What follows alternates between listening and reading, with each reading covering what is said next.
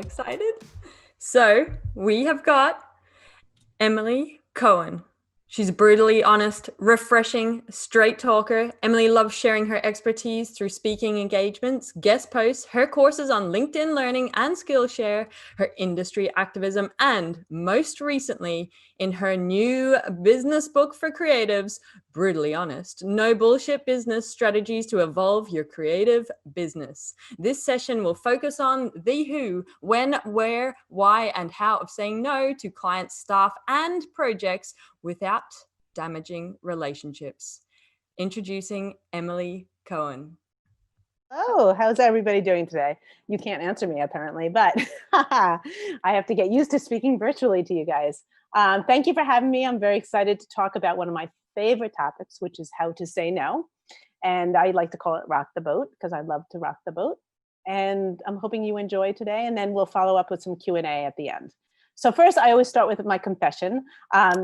When I first, every year I develop a new talk just because I get a little bored of my talks and I always want to invent a new talk. And I decided I was very excited about this topic of the idea of how to say no, because I feel like I'm really good at saying no, and I teach my clients how to say no all the time. So I was talking to my husband over dinner and telling him how excited I was for this topic about how to say no. And he's like, "What the hell? You're terrible at saying no." And I was dying. I'm like, "What do you mean? I'm really good at it." And what I realize is that some of us are really good at it professionally and not so good personally, or the opposite. In this case, apparently I'm not so good personally, but good professionally. So hopefully I'm going to teach you professionally how to say no, because that is my expertise. Another funny story is that my daughter was just right out of college, and she was working as an intern. And then after college, she became a marketing director of a startup.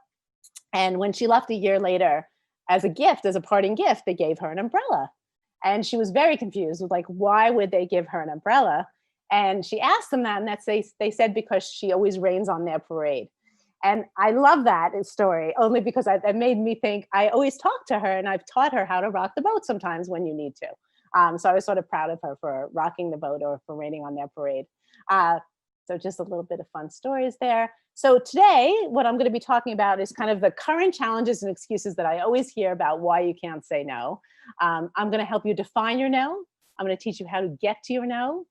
I'm going to then tell you how to say no.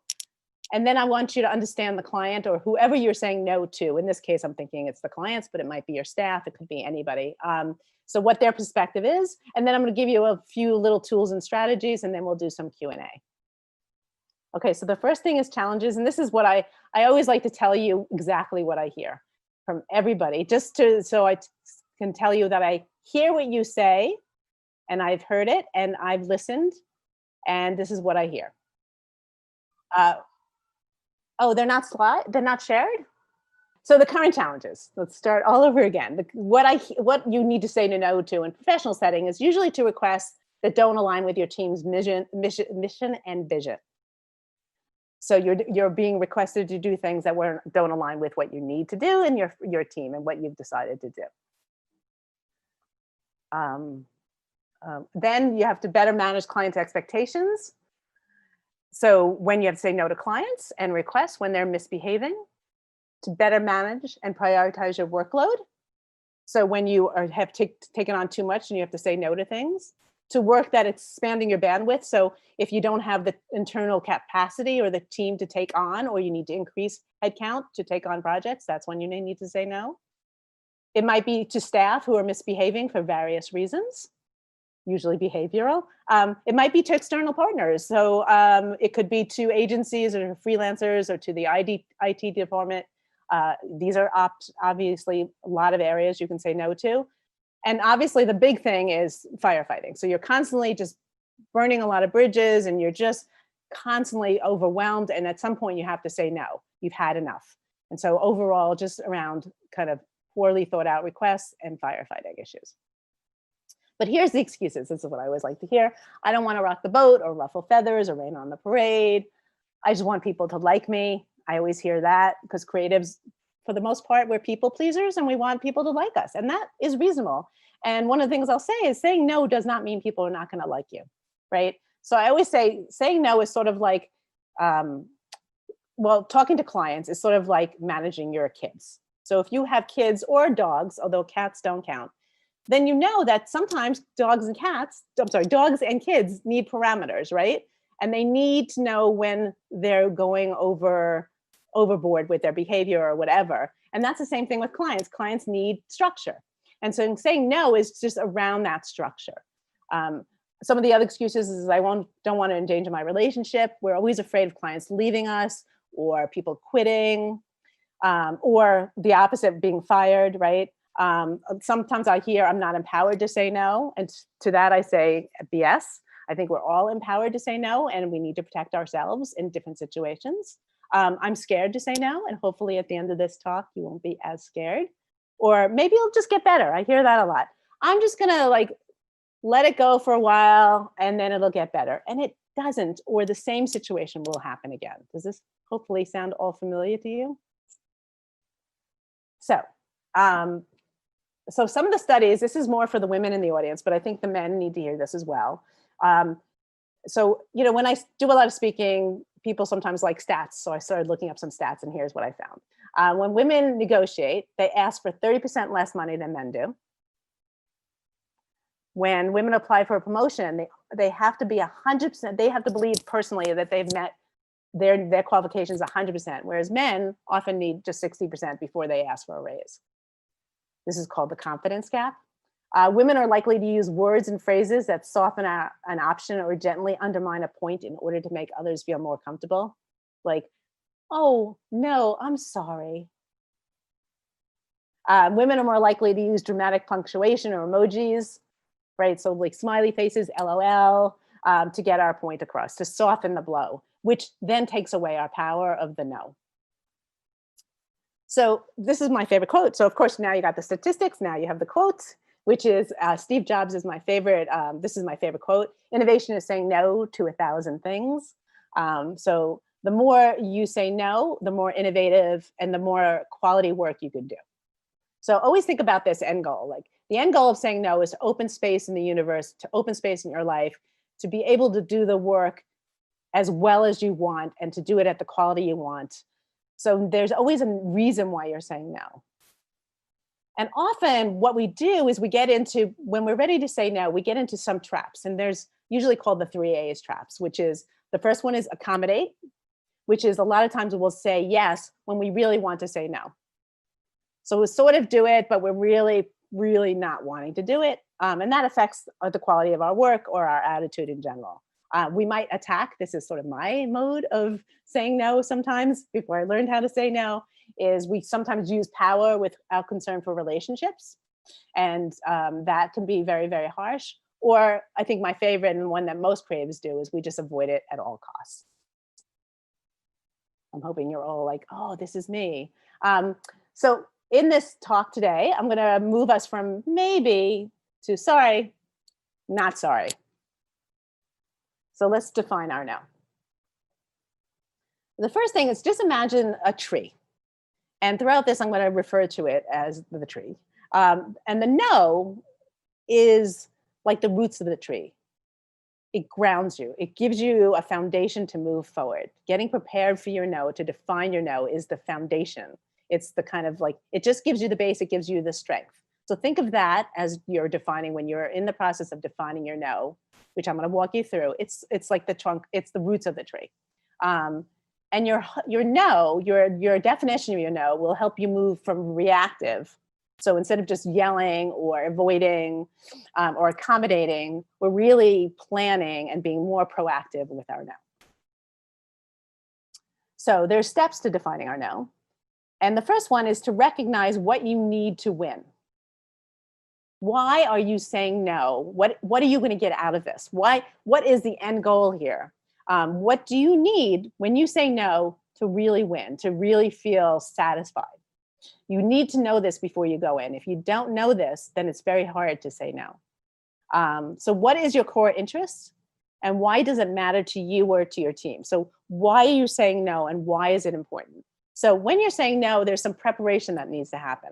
And this is the preparation, right? Then I'm a big list maker, and I find making lists, even for those that are not list makers, around why you are saying no is really important.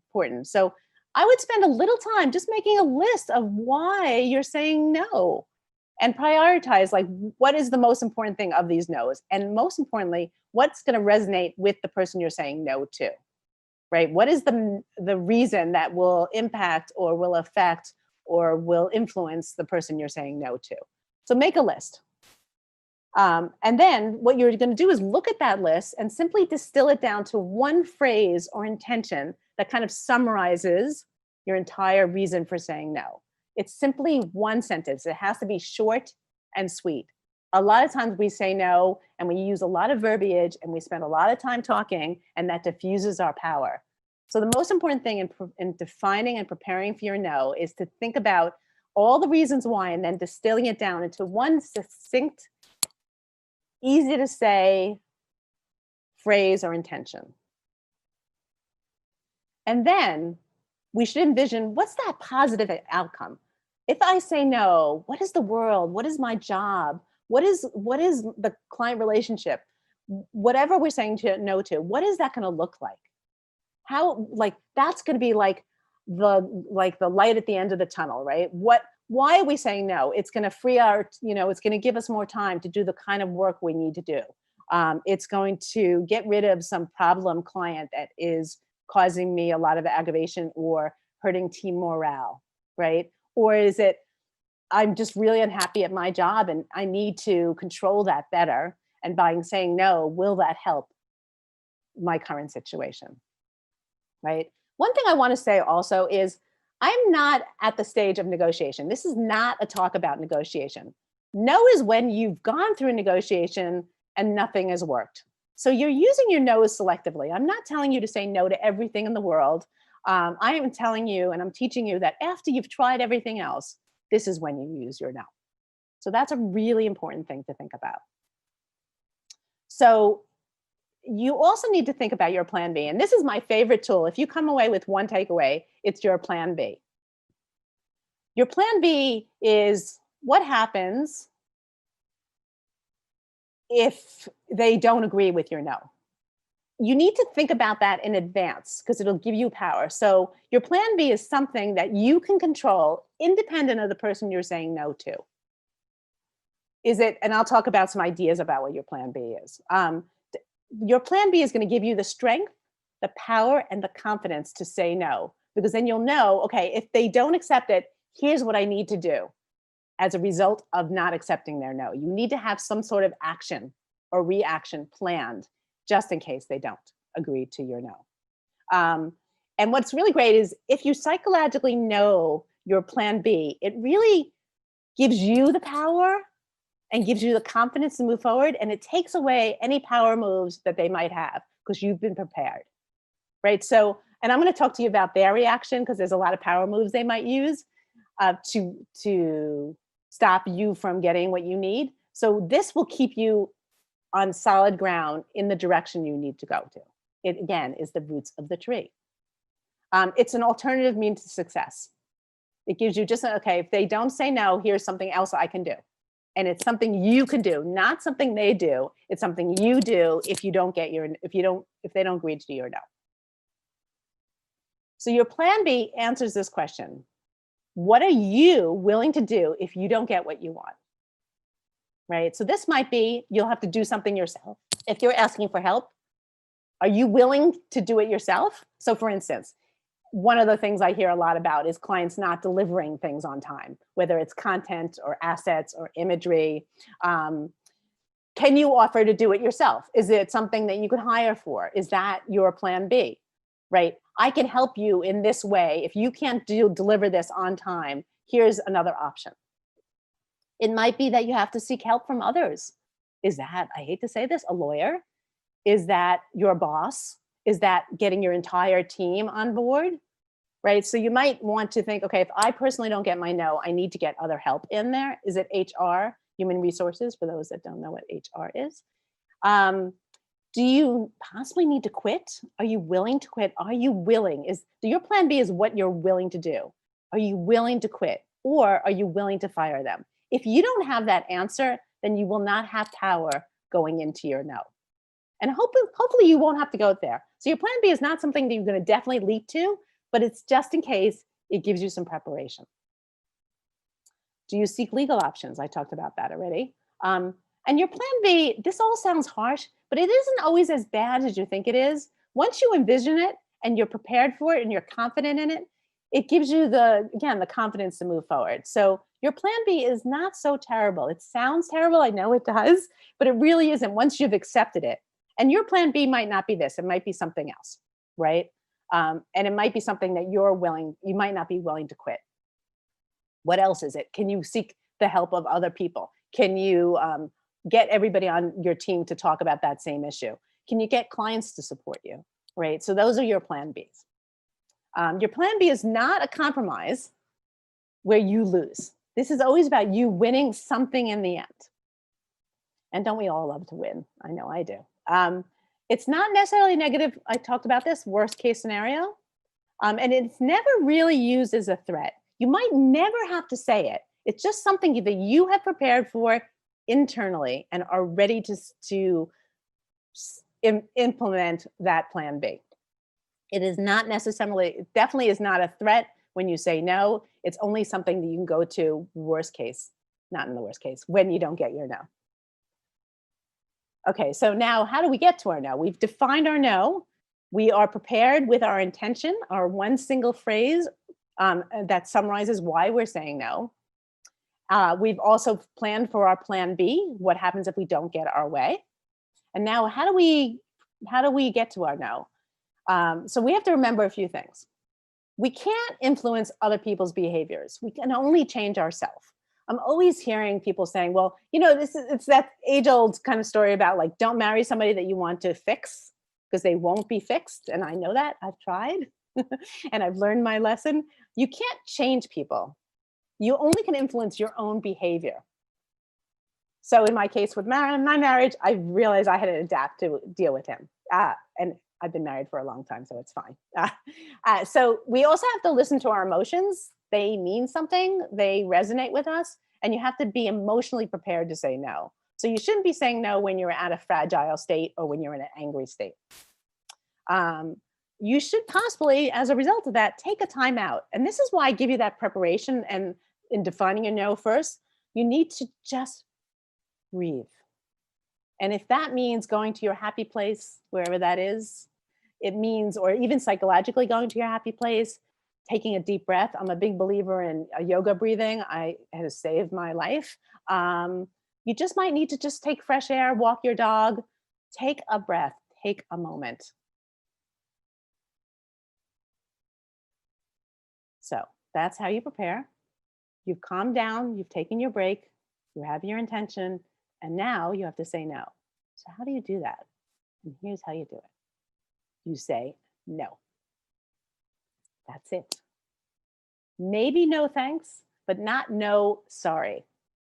Keep it really simple. Just say no. So that's the first thing. That is the most powerful way. So if somebody says, hey, can you do this? You can say no. Don't explain it, because immediately as you say no, they sort of go, whoa, that sounds important. Like, how, what, like it freaks them out. So first, just start with no. And if you want to be nice, no thanks. And then breathe. See their reaction. I can't tell you how much this works. People freak out. They think there's some magical answer, and this is it. Just simply say no without any explanation first.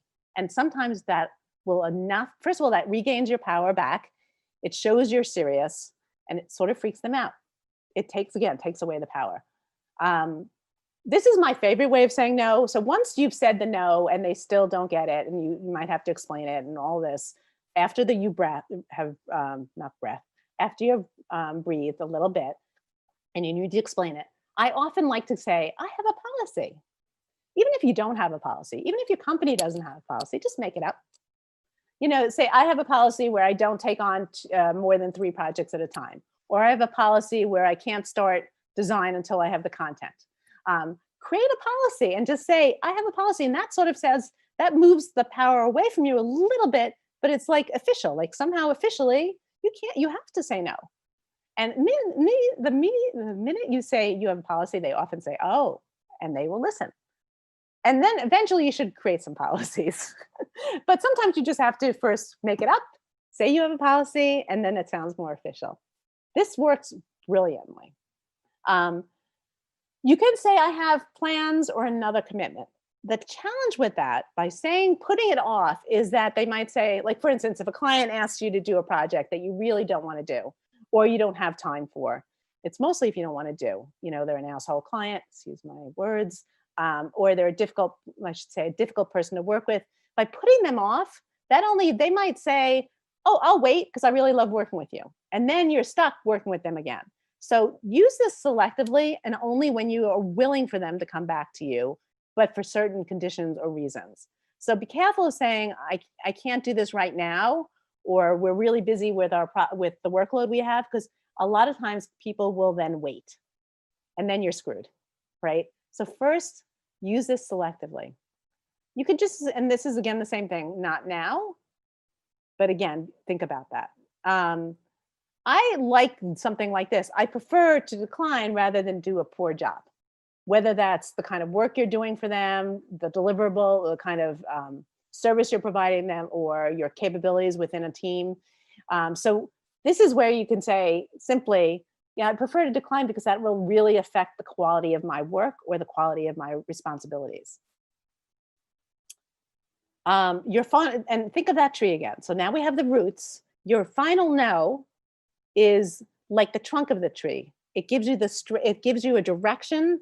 You've had the foundation. Now you can stay straight and strong in one direction. You're not going in different directions, because a lot of times when we say no, we have a tendency to like give in or compromise. We're going there. We're ready. We're going there. We're going straight and strong, right? It gives you conviction and strength to say no. The trunk of the tree, the trunk of the tree gives you the strength and the convictions to move forward. You should say it with full body, with deep belly, strong no.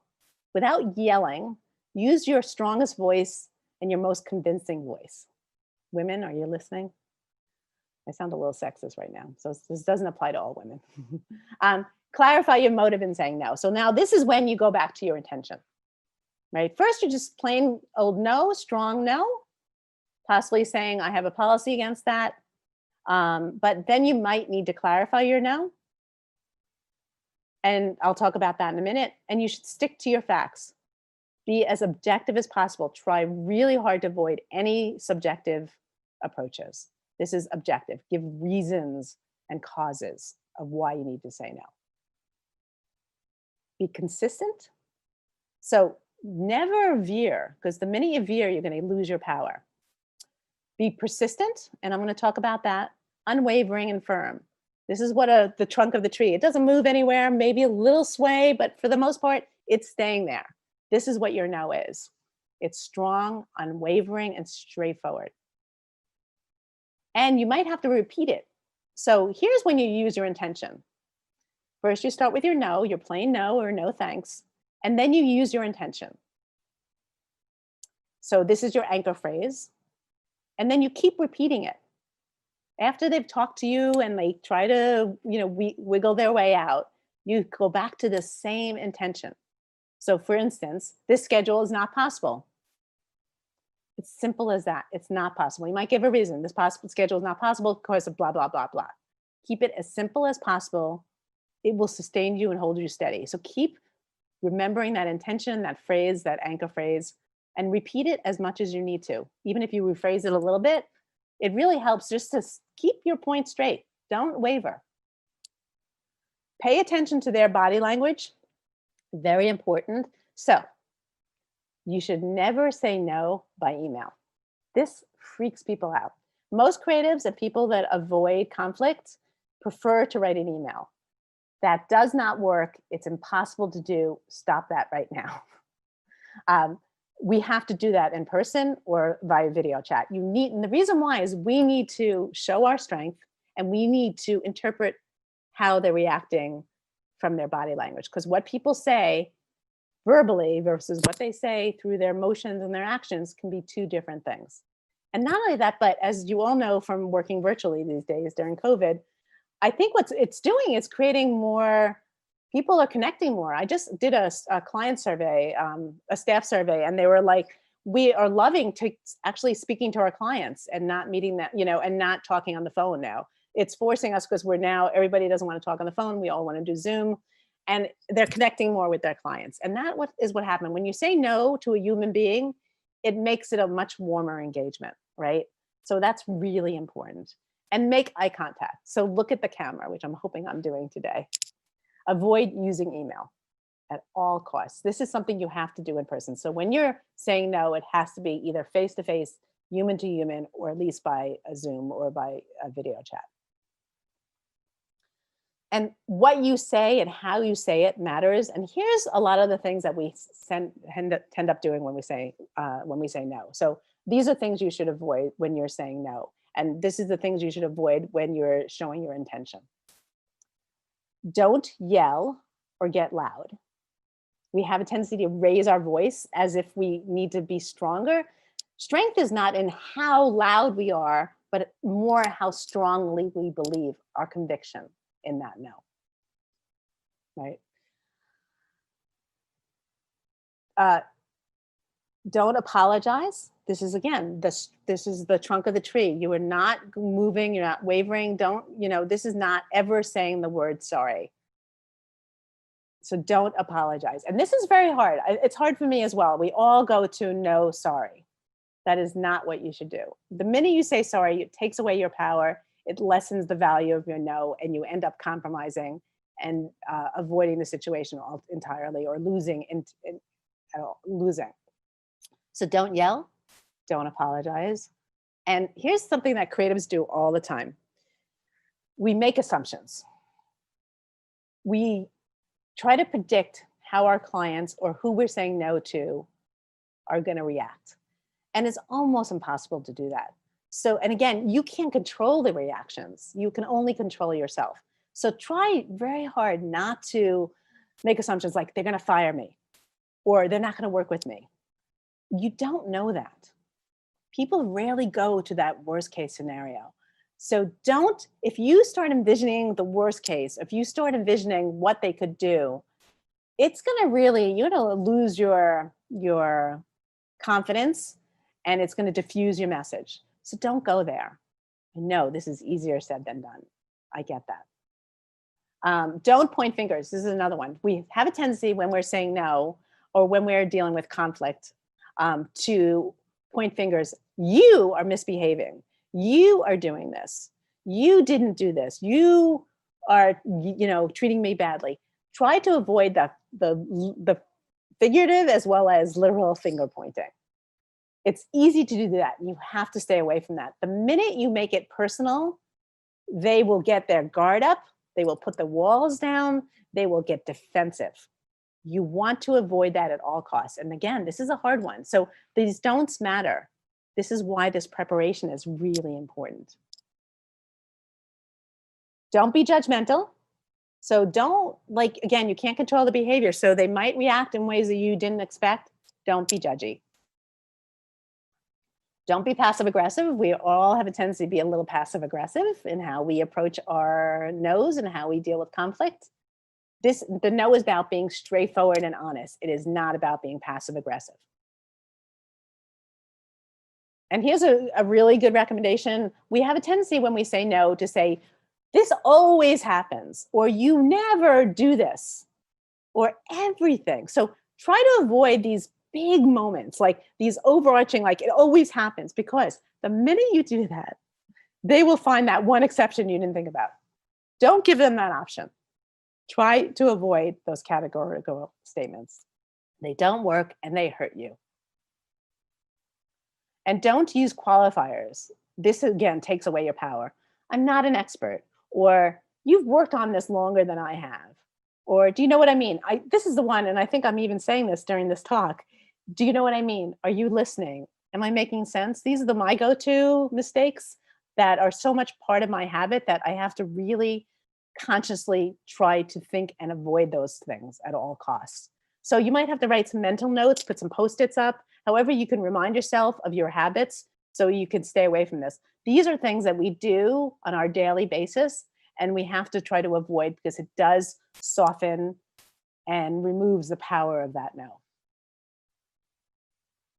So here's some suggestions on how to say no. First, you want to change you. So you is that kind of what I told you about making it personal, to the situation, the project. You know, it's not you. Don't point fingers. It's, again, use the instead of you. And in the improv, if anybody's taken improv class, this is also something we can learn from improv. Excuse me. Is instead of saying yes and, instead of saying yes, but, the minute you put a but up, it gets kind of negative. Just say yes and something else. It makes it much more positive, and it moves the conversation forward. It says, I'm listening, and here's something else I was thinking about. So it validates their thinking, but it doesn't put a wall up. That but puts a wall up, right? You want to reserve your attack for the problem, not the person. Again, this is not about finger pointing. This is about avoiding that at all costs, but rather just reserving that attack for that person or that company, but more for the situation overall, for the problem that it's creating. And as you know from my book, which is called Brutally Honest, I am a big believer in honesty. I think honesty is the only way we should be communicating. It's the most effective, and it has the most impact, which is effectiveness. I have to go really fast. Okay, so be honest and straightforward, but also empathetic and respectful. You should listen. We should all be listening to our clients. So let them, if they are arguing with us, listen, just be quiet and listen. And then if you need to do reflective listening, which is to say, repeat back what you heard from them, doesn't mean you're agreeing. You say, here's what I heard you say. It works great in marriage, by the way. Then you propose your yes. If there is a yes, like the final yes is like your branch. So after you've said no, your yes might be what you're thinking the branches and foliage is. The alternate, what's the other outcome that can happen? Your yes proposes alternative options and solutions. It's only after you've said your no. You can use, if this happens, then this can happen. If you can give me the content on time, then I can meet your schedule. If you give me more resources, I can meet your deadline. You can also be consultative. That's really important. Give them options like, this is what I can do for you to help the situation, right? Here's some suggestions. Here's somebody I think you should hire. Or maybe we need to go to some counseling or management training. So always think about like what your yes is. So once you say a yes, you close one door and open another. Here's an example of how to say no. It might be, first, this project requires at least 3 solid weeks of work. This is your expression, your intention. Within the current situation, we won't be able to do the project at the quality we both expect. So there's no in there, but it's saying simply no. Then they talk and they wine and dine, and then you say, I'm sorry, we still nope, not I'm sorry. We have to still decline the project accordingly. But if you had more time, I'd be happy to do it. You have to understand their perspective. When you say no, this is what happens. It's like the stages of death, right? Of mourning. First, they're going to avoid it. They're going to walk away. They're going to think you're not serious. They're going to deny it. They're thinking, oh, she'll get better. They then start getting anxious. Then they might get angry. And that's the peak, right? Let them get through it. This is their arc. Then they start bargaining. Well, what happens? Then they might get sad, and then they accept it.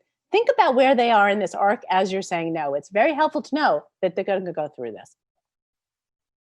Understand their perspective. Be prepared for how they will respond. So they might withhold their approval. They might play the sympathy card. They might wear you down by refusing to take no for an answer, right? This goes back to kind of the bargaining part. They might downplay your feelings. Just let them go there. Don't accept it. They might use the good old-fashioned guilt trip. That's my favorite. That's my go-to. So think about, again, how they're going to respond without don't make assumptions. So it's just making sure you're listening and let them go through what they need to go through. So, but it's really hard to say no if you don't know who you are. So you need to have a plan. So in order for you to say no. So I always recommend this whenever I talk about almost anything. You need to know who you are and where you're going. If you don't know that, it's really hard to say no. Who are you? What are your values and your beliefs? What kind of work do you want to do? Or what does your team want to do? What kind of work does your team provide? What's your team's mission and vision? What are your policies, goals, and priorities? These need to be, if you've defined these in advance, your no will be much easier. And does your team have the right documentation? That's a really important one. So giving them contracts, job descriptions, anything that can guide relationships before you have to say no, so you can refer back to those documents are really important. So making sure that you have all the language very clearly written out. And listen, you're gonna have to accept that it's not that easy. Saying no is not that easy. So you're gonna use it selectively and when it's most important. Each of us may be good at some no's, but not others. As I mentioned at the beginning, I am not so good personally, apparently saying no to my kids. I'm getting better though. You have to practice. The more you do it, the better you're at it. You're good at it, the better you get at it. Accept that you might not always win and move on and pick your battles. So now we can take some questions. I'm hoping you learned how to say no and have a little fun with it. Emily, that was absolutely incredible. I'm Hannah here. I'm the voice of the audience. The chat has been going off. A lot of people have been resonating with everything you've been speaking about. So yeah, absolutely incredible. Great. We have a question here. So Greg would like to know, how do you do all of this when a manager or other stakeholder has already said yes for you? You have to say no to the manager or the stakeholder.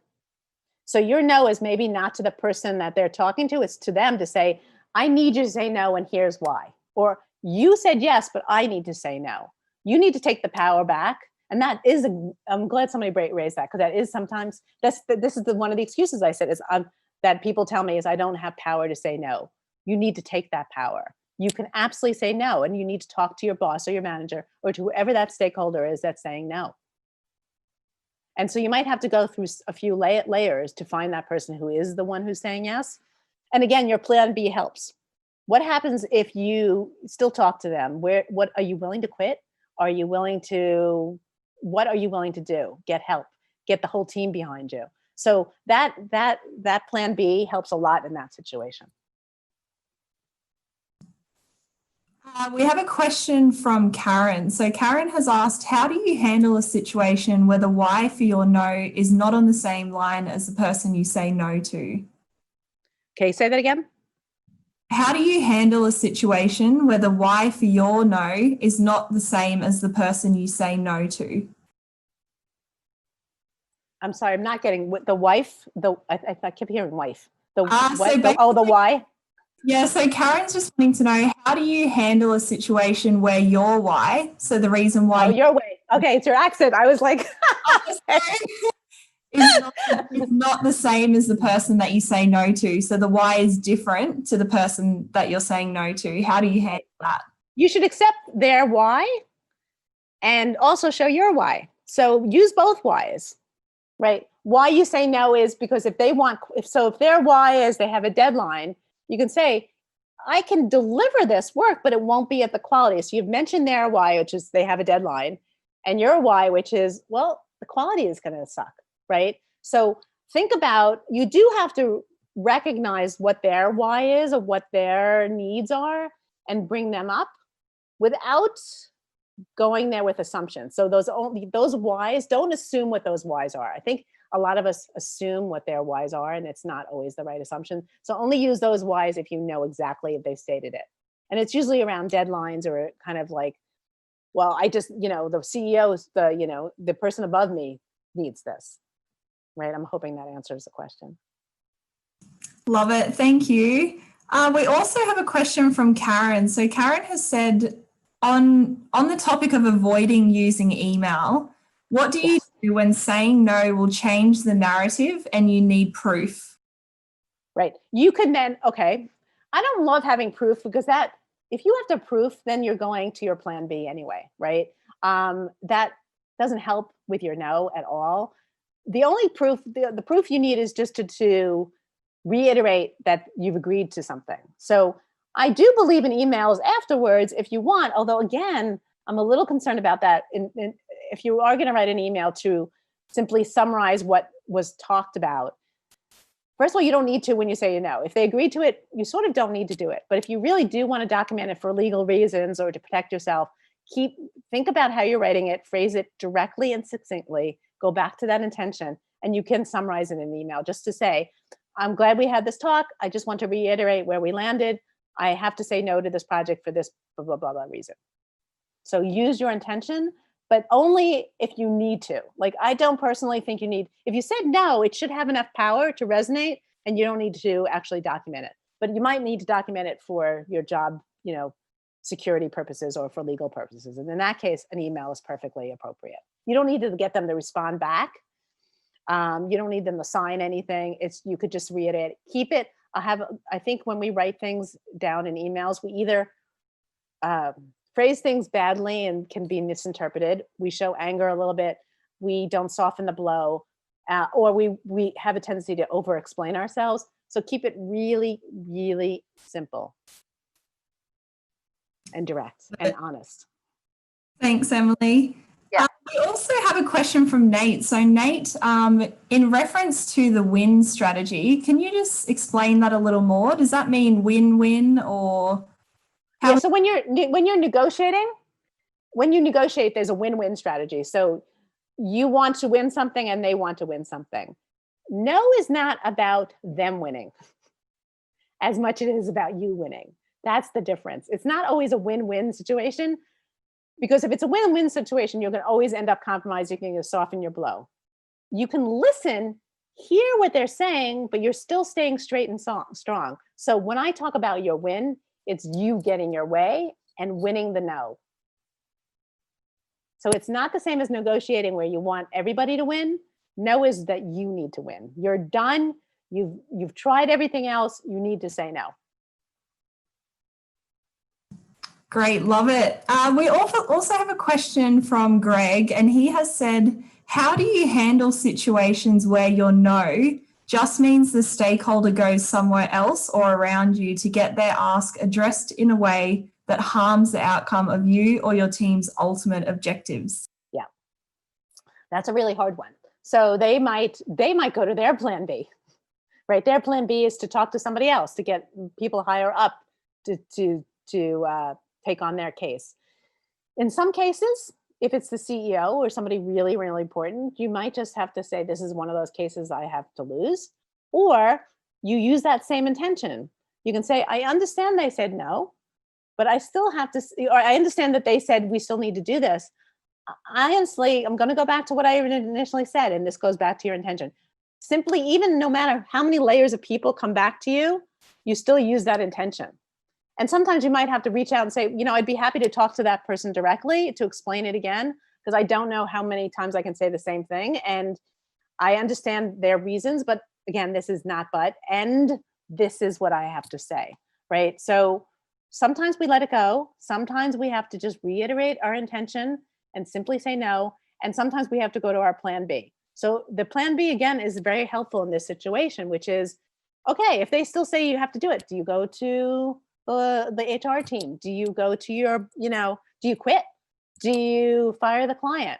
Like, where are you willing to go? This plan B will help you continue on your no. If you don't have that plan B, then you are going to give up sooner. So I would say making sure that you have your plan B in this situation is really important, because that's when they might not say no when they seek other people's approval or support in making you do whatever you don't want to do. Great. So we've had a situation come through that Karen would like to put forward. So okay. She said, I have said no and gotten an okay, we get it, and we'll take that into account. And then they just push their agenda, wiping my no off the table in a very subtle way. Right. How did she manage that? So if you remember, I want to show you, hold on. Where is it? This. So this is their sort of bargaining area or their avoidance, right? They're like saying yeah, no, and they accept it, but they're doing something to undermine your no. They're going to go there. Keep saying no. Like, if they keep going there, you have to say, look, remember, we talked about this and I can't do it. This goes back to being strong and defending yourself. So think about this arc, because that's exactly where they are. They're sort of in between avoidance and bargaining. They might be a denial. They're like, they heard you, but they're sort of going to pretend it didn't happen. Is that what she's saying? I think it sounds like that's what she's saying. They're just going to say, oh, we heard you, we're listening to you, but they're really not. Yep. I think that's, Karen said thank you in the chat. So thank you, Emily. That's perfect. Yeah. So just remember, this helps me a lot. Honestly, put this in your head, like, where are they? And keep using your intention. Keep moving forward. Don't let them go there until they get to acceptance. Love it. We're getting great feedback from Karen in the chat. So you've covered what she was after. So awesome, Emily. Thank you. We also have a question from Kim. So she has said, you're really good at keeping your emotions out of saying no. Are there any situations where this is hard for you? And what are you doing to improve your no in these situations? Interesting you say that. I don't think my husband would agree with you. So I'm not always great with hiding my emotions. I have what my husband calls a poker face. So sometimes for me, I have to think of that. I have this poker face, and I actually have to consciously think, what am I doing? How am I showing my face, right? What is my face doing right now? Am I frowning? Am I, so this is why you have to also, typically a lot of us get angry or about to cry. Don't do it when you're that emotionally sensitive.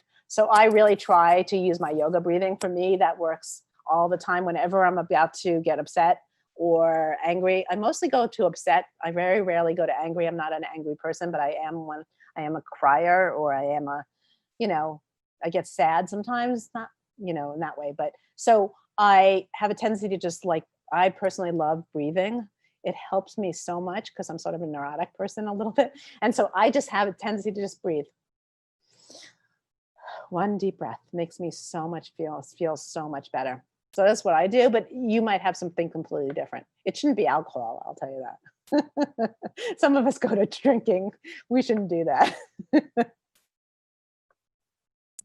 Love it. We've also got a question from Emma. So Emma has asked, how can I support or empower others who want to say no but don't? So have them maybe attend this talk. You might have to, there's great books out there about how to say no. The one that I did a lot of research, so some of the ideas here are not all original, and I should probably have credit. There's a book by a Harvard professor. I think it's The Art of Saying No. I think it's that, or Positive No's. I forgot the name of it. I wish if people want to email me, I'll send it in the book. But for me, it was helpful when I was having trouble is to read as much as I can about no. So if your peers or your team members are having trouble saying no, it's something that you can have them read about and have them practice with. So I think the practice makes perfect. I hate to use cliches, but it does. So just have them practice saying no to you first. Give them the opportunity to say no and give them training in that. But I think also just giving them articles or books to read and saying, and I do that a lot because a lot of my clients, when I work with my creative clients, I'm a consultant to creatives and I help them with their business. I often have to understand what's hurting them and what's preventing them from moving forward and trying to adapt to that. So some people learn differently. So some people, I have a client right now that's in therapy. So I'm like, what would your therapist say? Right. So that helps them. As other times I tell my clients, maybe you should take a class in this or read this book, or you can practice with me. So I think it's something around that, just giving them the tools that will help them learn to say no better. That's amazing. The chat is just on fire, Emily. The questions that's great. Are flying in. So we have another question from Leonard. He has said, have you found things are different in a virtual situation versus face-to-face? Is it easier or more difficult? That's a really good question. I think virtual hasn't changed that much, other than I would say, like I said before, I think people are avoiding phone calls, where sometimes we go from email. So when we say no, if we don't do emails, then we'll do it on the phone. I still say avoid the phone. So I think with this new world that we're hopefully only temporarily living in, I don't know. I think it's made it a little better. It's made people connect more human to face, and I think people are more understanding. So in fact, I think it's probably helpful because now people are more understanding that we have kids or we have things going on, we have stresses, we have anxiety. And I think people are more accepting of no's and more accepting of just being more forthright in our conflict and how we deal with conflict. And so I think it's making it easier, and I'm hoping that we keep those skills and move forward in the real world when COVID stops being such a crazy thing. I don't know. I'm worried about other things that are happening as the virtual world. Like I'm worried about people dating and, relationships, but I think it's helping. Yeah, so I think it's much easier because we're at least seeing people face to face and are able to communicate what's going on in our lives. They're seeing it like physically in the background, right? Like they're seeing kids going crazy. They know what anxiety is happening in your life. So they understand a little bit more why you're saying no sometimes. We also have a follow-up question on that one. So Nirad has said, do you have any extra tips of how we could say no if we are having to have email conversations? I don't know why you would always have to have email conversations. I would rethink that, honestly. But if you absolutely have to do email, and that might be even a time zone issue thing, sometimes I would wake up in the middle of the night and call them if it's a time zone issue. So I don't know when you have to do an email, but if you absolutely have to do an email, really think about how you're phrasing it. Have other people read it to see if you're being very clear. Because a lot of times with emails, we have a tendency to diffuse our power and diffuse what we're trying to say. So keep it as simple as possible, as clear and as direct as possible. It might be just simply your intention. And the other thing about emails is make sure there's a closing point. Like this is a no, not what do you think? Or please respond. Just simply say, I can't do this project. I appreciate it, but here's blah, blah, blah. Here's the reasons why. And then leave it. Don't expect, hopefully there'll be no response or they'll say, I agree, but don't ask for their response because that will then allow them to have an argument. Because what happens with emails is we have the phone tag situation, right? You send an email, they send an email, you send an email. You want to avoid that with a phone call, with a direct video chat or with in person, you sort of avoid all that back and forth. I love this. So practical, Emily. It's just incredible. We have a really great question. I think this is going to be really useful for everyone in the audience. Great. Nikki has asked, how do you get to a place of knowing your worth? She's saying that would make no and being honest easier. Yeah, that goes back to what I was talking about with your plan, right? This goes back to your strategies. Sorry. So this goes back to knowing who you are. And that's a bigger question. So you need to know who you are to be able to say no. So how do you get there? I personally do a personal and a business retreat once a year for myself. And I do this for my clients. Like a large part of my services is doing one-day business retreats for my clients, where we just look at the current situation and say, okay, here's what's happening in my business. Here's what's happening in my personal life. Here's where I want to be. Here are my values. Here are my beliefs. Here's how I'm going to do things. Here is how I'm going to qualify clients. Here's when I want to push back on clients. Here are my red flags. So sometimes you need to take a day off and really think about those things in order to say no. So if you're one of those people that doesn't know who you are, can you go back to the question? Because I lost a little track. The question was? So Nikki asked, how do you get to a place of knowing your worth? She's saying. So your worth, yeah. Okay, so this is about your worth. So you know your worth if you have defined it. And I typically, for me, my worth comes through who I'm working with, what services I'm providing, how much I charge, what kind of clients I want to work for. And so all of that you need to think about. So defining your worth is, I like to do it. I spend a day, a year doing it. Every year I look at my business and I say, what's next? Who am I? What is my value? What is my worth? What are my values? So I think that's a big question. That's sort of another talk entirely. But I think if that'll help you, just take a moment outside your life and take a break. I have a client that, all my clients, we're busy in our lives, right? We have so many things, especially nowadays, going on. Go to a hotel room, get away from all the noise in your life, and take a moment, whether it's once a week or once a year, to really think big picture. Who am I? What is my value? What is my worth? That to me is the foundation for any talk I give. Honestly, I always talk about this: your worth, your value, your mission, your goals. Where are you going? Who are you? that will help inform all your decisions. If you don't know that stuff, you're going to make the wrong decisions throughout your business and throughout your personal life, and you will never be able to say no. So I think that's a great question, and it takes time, and it takes investment of time. And one more thing, your worth should not be defined by anybody but yourself. So a lot of times when businesses are defining their worth, they bring the whole team involved, right? They're like asking everybody on their staff, or they ask their clients, I don't care about this. This is your business. It's your business. You get to decide that. Same with your life. I don't ask my husband. I don't ask my kids. I don't ask my clients. I decide. I control my value. I make that decision. And then I explain that and get their buy-in and support. And I'm enthusiastic, so they get that enthusiasm, right? So don't allow others. I think this is a really good point now that I think about it. Don't allow others to define your worth. You define that. Absolutely incredible, Emily. This has been so powerful, and I know it's so practical for everyone out there. The chat has just been full of reflections, people saying that they want to go and test this out right away. So that's great. It's been amazing to have you here. Thank you so much for your time. We're absolutely welcome to have you here at the Learning Conference. So thank you so much, and everyone hang tight for the next session. Okay, thank you very much for having me, and reach out if you guys have more questions, or if you want my book, or just to, chat. So here's my contact, and I'd love to stay in touch. I'm glad you enjoyed it. Have fun today.